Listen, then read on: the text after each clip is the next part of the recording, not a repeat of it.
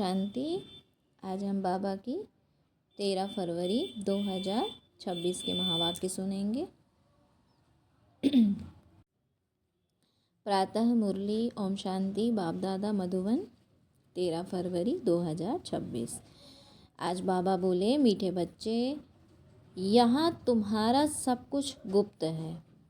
यहाँ तुम्हारा सब कुछ गुप्त है। कहाँ? इस संगम युग में, है ना। इस पुरुषोत्तम संगम युग में बाबा कहते तुम्हारा सब कुछ गुप्त है, इसीलिए तुम्हें कोई भी ठाठ नहीं करना है, अपनी नई राजधानी के नशे में रहना है ना। बाबा कहते हैं मतलब नशा किस चीज़ का रखना है? नई राजधानी का, है ना। इसलिए कहा ना, बहुत ज़्यादा ठाठ में नशे में रहना यहाँ इस कलयुगी दुनिया के, क्योंकि अभी हम इस पुराना पतित दुनिया और पतित चीज़ों को छोड़ के कहाँ जा रहे हैं? इस नई सतयुगी पवित्र दुनिया में। तो इसलिए यहाँ का कोई भी ठाठ नहीं करना है। अच्छा, आज प्रश्न में बाबा ने क्या कहा कि श्रेष्ठ धर्म और दैवीय कर्म की स्थापना के लिए तुम बच्चे कौन सी मेहनत करते हो? श्रेष्ठ धर्म और दैवीय कर्म की स्थापना के लिए तुम बच्चे कौन सी मेहनत करते हो? उत्तर है, तुम अभी 5 विकारों को छोड़ने की मेहनत करते हो, क्योंकि इन विकारों ने ही सबको भ्रष्ट बनाया है। तुम जानते हो कि बाबा बोले, तुम अभी 5 विकारों को छोड़ने की मेहनत करते हो, क्योंकि इन विकारों ने ही सबको भ्रष्ट बनाया है। तुम जानते हो कि इस समय सभी दैवी धर्म और कर्म से भ्रष्ट हैं। दैवी धर्म माना दैवी धारणाएं, जो भी दिव्य धारणाएं हैं देवताओं की, वो, और कर्म माना श्रेष्ठ संस्कार, जो श्रेष्ठ संस्कार होते हैं, उससे जो भी हम कर्मेंद्रियों से कर्म करते हैं वो भी अभी भ्रष्ट हैं, है ना। तो धर्म और कर्म दोनों ही भ्रष्ट हैं। बाप ही श्रीमद् देगा श्रेष्ठ धर्म और श्रेष्ठ दैवी कर्म की, है ना, कर्म की स्थापना करते हैं। तुम श्रीमत पर चल बाप की याद से विकारों पर विजय पाते हो। विकारों पर? कौन से विकार? जो 5 बाबा कहते हैं ना, रावण के वो 10 शीश दिखाए, 5 विकार स्त्री के, 5 विकार पुरुष के। तो बाबा कहते हैं इन 5 विकारों पर विजय पाते हो। पढ़ाई से अपने आप को राज तिलक देते हो, है ना। जितना जितना आत्मा शुद्ध पवित्र बनती जाएगी श्रीमत से, उतना ही बाबा ने कहा तुम अपने पद को प्राप्त करते हो। गीत है, तुम्हें पाके हमने जहाँ पा लिया, जमी तो जमी आसमां पा लिया। अच्छा, ओम शांति ओम शांति। मीठे मीठे रूहानी बच्चों ने यह गीत सुना। कौन सा गीत? तुम्हें पाके हमने जहाँ पा लिया। तो रूहानी बच्चे ही कहते हैं कि बाबा, बच्चे जानते हैं यह बेहद का बाप बेहद का सुख देने वाला है, अर्थात वह सभी का बाप है। कौन? बेहद का बाबा। उनको सब बेहद के बच्चे आत्माएं याद करते रहते हैं, किस न किस प्रकार से तो याद करते हैं, परंतु उनको यह पता नहीं है, किनको? बच्चों को, कि हमको कोई उस परम पिता परमात्मा से विश्व की बादशाही भी मिलती है। तुम जानते हो, क्योंकि तुम बाप को जान गए हो, तुम सम्मुख बैठते हो, पढ़ाई पढ़ते हो, तो तुम जानते हो कि हमको बाप जो सतयुगी बादशाही, विश्व की बादशाही देते हैं, वह अटल अखंड और अडोल है। क्या है वो? अटल भी है, अखंड भी है और अडोल भी है। वह हमारी बादशाही 21 जन्म कायम रहती है। सारे विश्व पर हमारी राजाई रहती है, जिसको कोई छीन नहीं सकता, लूट नहीं सकता। हमारी राजाई है अडोल, क्योंकि वहाँ एक ही धर्म है, वहाँ एक ही धर्म है, द्वैत है नहीं। कहाँ? हमारी राजधानी में, हमारी दिव्य राजधानी सतयुगी राजधानी में, नई दुनिया में एक ही धर्म है, एक ही धारणा है, द्वैत नहीं है। वह है अद्वैत राज्य। बच्चे जब भी गीत सुनते हैं तो अपनी राजधानी का नशा आना चाहिए। ऐसे ऐसे गीत घर में रहने चाहिए। तुम्हारा सब कुछ है गुप्त। और बड़े बड़े आदमियों का बहुत ठाठ होता है, तुमको कोई ठाठ नहीं है, क्योंकि अभी वानप्रस्थी है ना। तुम देखो, बाबा ने जिसमें प्रवेश किया है वह भी कितना साधारण रहते हैं। तो यह भी बच्चे जानते हैं कि यहाँ हर एक मनुष्य अनराइटियस छीछी काम ही करते हैं, इसीलिए बेसमझ कहा जाता है। बुद्धि को तो बिल्कुल ही ताला लगा हुआ है। तुम कितने समझदार थे, विश्व के मालिक थे, अभी माया ने इतना बेसमझ बना दिया है जो कोई काम के ही नहीं रहे हैं। बाप के पास जाने के लिए यज्ञ तप आदि बहुत करते रहते हैं और परंतु मिलता कुछ भी नहीं है। ऐसे ही धक्के खाते रहते हैं, दिन प्रतिदिन अकल्याण ही होता जाता है। जितना जितना मनुष्य तमो प्रधान होते जाते हैं उतना उतना अकल्याण होना ही है।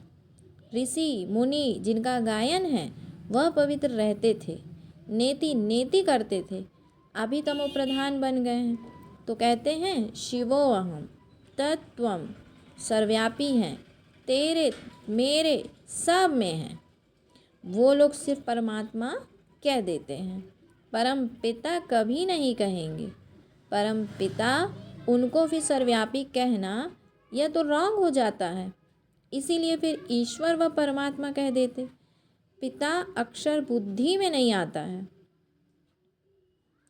करके कोई कहते भी हैं तो भी कहने मात्र। अगर परम पिता समझे तो बुद्धि एकदम चमक उठे। बाप स्वर्ग का वर्षा देते हैं, वह है ही हेवनली गॉड फादर, फिर हम नरक में क्यों पड़े हैं? अब हम जीवन मुक्ति मुक्ति मुक्ति जीवन मुक्ति कैसे पा सकते हैं, यह भी किसकी भी बुद्धि में नहीं आता। आत्मा पतित बन पड़ी है। आत्मा पहले सतो प्रधान समझदार होती है, फिर सतो रजो तमो में आती है तो बेसमझ बन पड़ती है, और अभी तुमको समझ आई है। बाबा ने हमको यह स्मृति दिलाई है कि जब नई दुनिया भारत था तो हमारा राज्य था। एक ही मत, एक ही भाषा, एक ही धर्म, एक ही महाराजा महारानी का राज्य था। फिर द्वापर में वाम मार्ग शुरू होता है, फिर हर एक के कर्मों पर मदार हो जाता है। कर्मों अनुसार एक शरीर छोड़ दूसरा लेते हैं। तो अभी बाप कहते हैं कि मैं तुमको ऐसा कर्म सिखाता हूँ जो 21 जन्म तुम बादशाही पाते हो। बल वहाँ भी हद का बाप तो मिलता है, परंतु वहाँ यह ज्ञान नहीं रहता कि यह राजाई का वर्षा बेहद का बाप का दिया हुआ है। कहाँ? बाबा कहते हैं कि वहाँ भी हद का बाप तो मिलता है, परंतु वहाँ यह ज्ञान नहीं रहता कि यह राजाई का वर्षा बेहद के बाप का दिया हुआ है सतयुग में। और फिर द्वापर से रावण राज्य शुरू होता है तो विकारी संबंध हो जाता है, देवभान आ गया ना। फिर कर्मों अनुसार जन्म मिलता है। भारत में पूज्य राजाएं भी थे तो पुजारी राजाएं भी थे। सतयुग त्रेता में सब पूज्य होते हैं, वहाँ पूजा व भक्ति कोई होती नहीं। फिर द्वापर में जब भक्ति मार्ग शुरू होता है तो यथा राजा रानी तथा प्रजा पुजारी भगत बन जाते हैं। बड़े से बड़ा राजा जो सूर्यवंशी पूज्य था वही पुजारी बन जाते हैं। अभी तुम जो वाइसलेस बनते हो उसकी प्रारब्ध 21 जन्म लिए हैं। बाबा कहते हैं अभी जो वाइसलेस बनते हो उसकी प्रारब्ध 21 जन्म लिए हैं। फिर भक्ति मार्ग शुरू होता है, देवताओं के मंदिर बनाकर पूजा करते रहते हैं। यह फिर भारत में ही होता है। 84 जन्मों की कहानी जो बाप सुनाते हैं यह भी भारतवासियों के लिए है। बाबा ने क्या कहा? 84 जन्मों की कहानी जो बाप सुनाते हैं यह भी भारतवासियों के लिए है, और धर्म वाले तो आते ही बाद में हैं। फिर तो वृद्धि होते होते ढेर के ढेर हो जाते हैं। वैरायटी भिन्न भिन्न धर्म वालों के फीचर्स हर एक बात में भिन्न भिन्न हो जाते हैं। रस्म रिवाज भी भिन्न भिन्न होती है। भक्ति मार्ग के लिए सामग्री भी चाहिए। जैसे बीज छोटा होता है, झाड़ कितना बड़ा है, झाड़ के पत्ते आदि गिनती नहीं कर सकते, वैसे भक्ति का भी विस्तार हो जाता है। ढेर के ढेर शास्त्र बनाते जाते हैं। अब बाप बच्चों को कहते हैं कि यह भक्ति मार्ग की सामग्री सब खत्म हो जानी है। अब मुझ बाप को याद करो। भक्ति का प्रभाव भी बहुत है ना, कितनी खूबसूरत है। नाच तमाशा गायन आदि कितना खर्चा करते हैं। अभी बाप कहते हैं मुझ बाप को और वर्षे को याद करो। आदि सनातन अपने धर्म को याद करो। अनेक प्रकार की भक्ति जन्म जन्मांतर तुम करते आए हो। सन्यासी भी आत्माओं के रहने के स्थान तत्व को परमात्मा समझ लेते हैं। सन्यासी भी आत्माओं के रहने के स्थान तत्व को परमात्मा समझ लेते हैं। ब्रह्मा व तत्व को ही याद करते हैं। वास्तव में सन्यासी जब सतो प्रधान हैं तो उन्हों के जंगल में जाकर रहना है शांति में। बाबा कहते हैं कि वास्तव में सन्यासी जब सतो प्रधान है तो उन्हों को जंगल में जाकर रहना है शांति में। तो ऐसा नहीं कि उन्हों को ब्रह्म में जाकर लीन होना है। तो वह समझते हैं कि ब्रह्म की याद में रहने से, शरीर छोड़ने से ब्रह्म में लीन हो जाएंगे। बाप कहते हैं लीन तो कोई हो नहीं सकते। आत्मा तो अविनाशी है ना, वह लीन कैसे हो सकती है। भक्ति मार्ग में कितना माथा कूट करते हैं, फिर कहते हैं कि भगवान कोई ना कोई रूप में आएंगे। अब कौन राइट। तो वह कहते हैं हम ब्रह्म से योग लगाएं, ब्रह्म में लीन हो जाएं। गृहस्थ धर्म वाले कहते भगवान किसी न किसी रूप में पतित को पावन बनाने आएंगे। तो ऐसा नहीं कि ऊपर से प्रेरणा द्वारा सिखलाएंगे। टीचर घर बैठे प्रेरणा करेंगे क्या। प्रेरणा अक्षर है नहीं, प्रेरणा से कोई काम नहीं होता। बलशंकर की प्रेरणा द्वारा विनाश कहा जाता है, परंतु यह ड्रामा की नूंद है।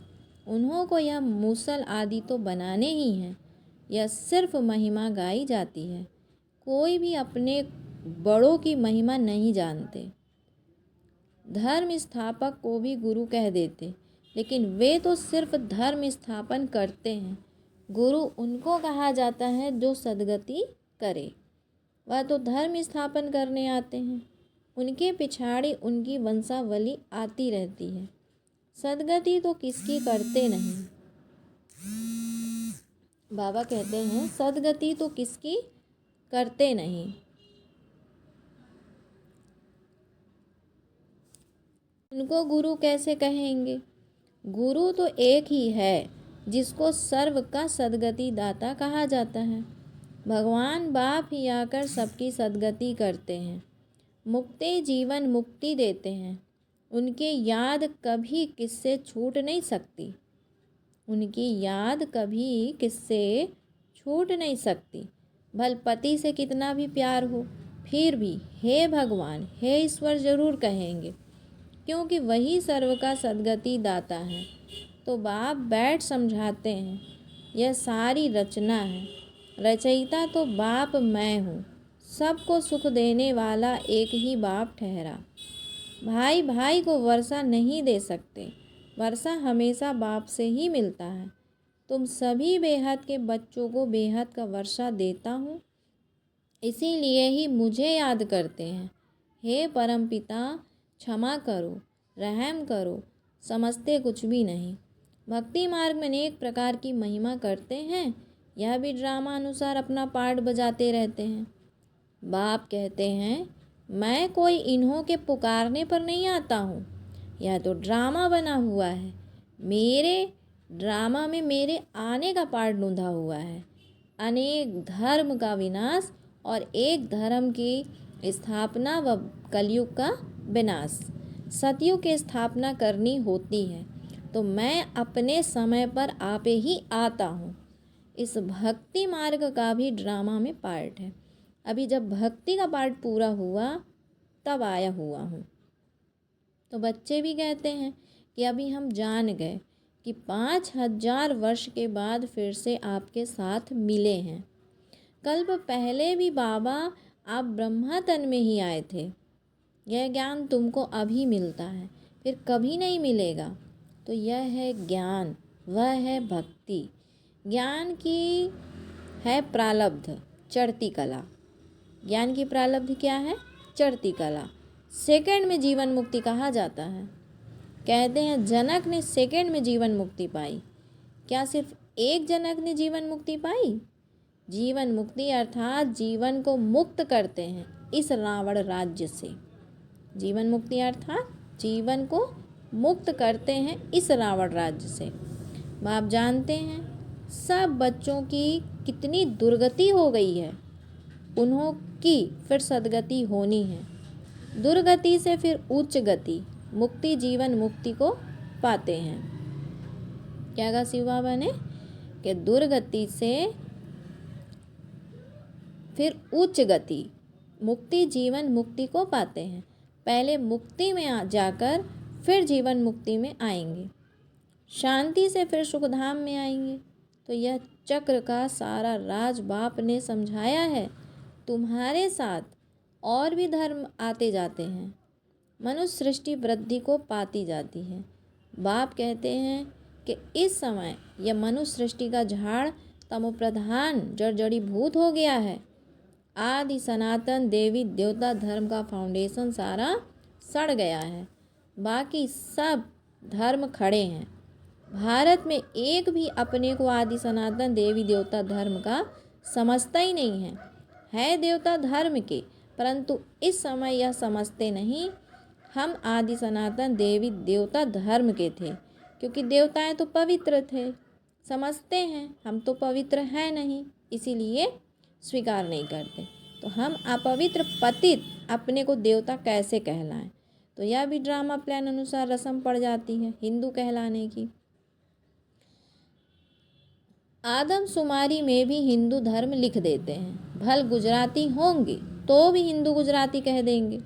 उन्होंने पूछो तो सही कि हिंदू धर्म कहाँ से आया, तो कोई को पता नहीं, सिर्फ कह देते हमारा धर्म श्री कृष्ण ने स्थापन किया। तो कब किया? द्वापर में। द्वापर से ही यह लोग अपने धर्म को भूल हिंदू कहलाने लगे। इसीलिए उन्हों को दैवी धर्म भ्रष्ट कहा जाता है। जहाँ अपने सत्य सनातन धर्म को भूल करके, देवी देवता धर्म को भूल करके हिंदू धर्म कह दिया, तो इसे बाबा ने क्या कहा कि इसे ही दैवी धर्म भ्रष्ट कहा जाता है।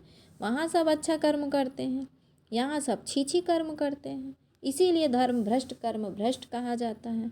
अब फिर श्रेष्ठ धर्म श्रेष्ठ दैवी कर्म की स्थापना हो रही है। इसीलिए कहा जाता है कि अब इन 5 विकारों को छोड़ते जाओ। यह विकार आधा कल्प से रहे हैं, अब एक जन्म में इनको छोड़ना, इसमें ही मेहनत लगती है। मेहनत बिगड़ थोड़ी ही विश्व की बादशाही मिलेगी। तो बाप को याद करेंगे तब ही अपने को तुम राजाई का तिलक देते हो, अर्थात राजाई के अधिकारी बनते हो। तो जितना अच्छी रीति याद में रहेंगे, श्रीमत पर चलेंगे, तो तुमको राजाओं का राजा बनेंगे। पढ़ाने वाला टीचर तो आया है पढ़ाने, तो यह पाठशाला है ही मनुष्य से देवता बनने की, नर से नारायण बनाने की कथा सुनाते हैं। ये कथा कितनी नामी ग्रामी है। इनको अमर कथा, सत्यनारायण की कथा, तीजरी की कथा भी कहते हैं। तीनों का अर्थ भी बाप समझाते हैं। भक्ति मार्ग की तो बहुत कथाएं हैं। तो देखो गीत कितना अच्छा है। बाबा हमको सारे विश्व का मालिक बनाते हैं, जो मालिकपना कोई लूट ना सके, जो मालिकपना कोई लूट ना सके। अच्छा, फिर बाबा बच्चों को याद प्यार देते, मीठे मीठे सिकिलधे बच्चों प्रति माता पिता बाप दादा का याद प्यार और गुड मॉर्निंग। रूहानी बाप की रूहानी बच्चों को नमस्ते। हम रूहानी बच्चों की रूहानी माता पिता बाप दादा को याद प्यार गुड मॉर्निंग और नमस्ते। फिर है धारणा के लिए मुख्य सार। आज बाबा बोले सदा यह स्मृति रखनी है कि हम एक मत, एक राज्य, एक धर्म की स्थापना के निमित्त हैं। इसीलिए एक मत होकर रहना है। किसके निमित्त हैं? एक मत, एक राज्य और एक धर्म की स्थापना के निमित्त हैं। इसीलिए एक मत होकर रहना है। दूसरा, स्वयं को राजाई का तिलक देने के लिए विकारों को छोड़ने की मेहनत करनी है। पढ़ाई पर पूरा ध्यान देना है। विकारों को छोड़ने की मेहनत करनी है, पढ़ाई पर पूरा ध्यान देना है। फिर आज बाबा ने बच्चों को वरदान दिया, कर्मातीत स्टेज पर स्थित हो, चारों ओर की सेवाओं को हैंडल करने वाले सिद्धि स्वरूप भव। कर्मातीत स्टेज पर स्थित हो, चारों ओर की सेवाओं को हैंडल करने वाले सिद्धि स्वरूप भव। आगे चलकर चारों ओर की सेवाओं के विस्तार को हैंडल करने के लिए भिन्न भिन्न साधन अपनाने पड़ेंगे, क्योंकि उस समय पत्र व्यवहार या टेलीग्राम, टेलीफोन आदि काम नहीं करेंगे। तो ऐसे समय पर वायरलेस सेट चाहिए। इसके लिए अभी अभी कर्मयोगी अभी अभी कर्मातीत स्टेज में स्थित रहने का अभ्यास करो, तब चारों ओर संकल्प की सिद्धि द्वारा सेवा में सहयोगी बन सकेंगे। चारों ओर संकल्प की सिद्धि द्वारा सेवा में सहयोगी बन सकेंगे। आज का स्लोगन है, परमात्म प्यार की पालना का स्वरूप आपकी सहज योगी जीवन है। परमात्म प्यार की पालना का स्वरूप आपकी सहज योगी जीवन है।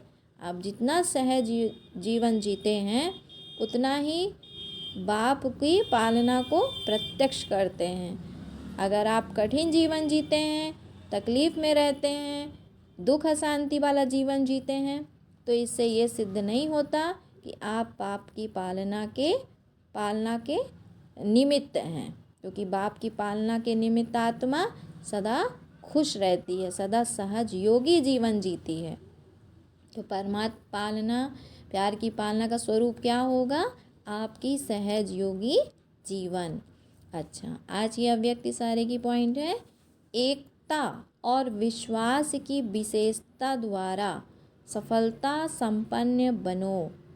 एकता और विश्वास की विशेषता द्वारा सफलता संपन्न बनो। डिटेल है, हर एक को दो बातें विशेष ध्यान रखनी है। एक, सदा संस्कारों को मिलाने की यूनिटी। क्या? एक, सदा संस्कारों को मिलाने की यूनिटी। दूसरा, एक दो में विश्वास रख सदा संतुष्ट रहना है और सबको संतुष्ट करना है। जब यह दोनों बातें सदा ध्यान में रहेगी, तब बाप जो है, जैसा है वैसा दिखाई देगा और प्रत्यक्षता होगी। बाप की प्रत्यक्षता के लिए बाप के सारे गुण जीवन में स्वरूप में दिखाई देने चाहिए, तभी बाप की सहज प्रत्यक्षता होगी। अच्छा, ओम शांति, ओम शांति। शुक्रिया बाबा, शुक्रिया।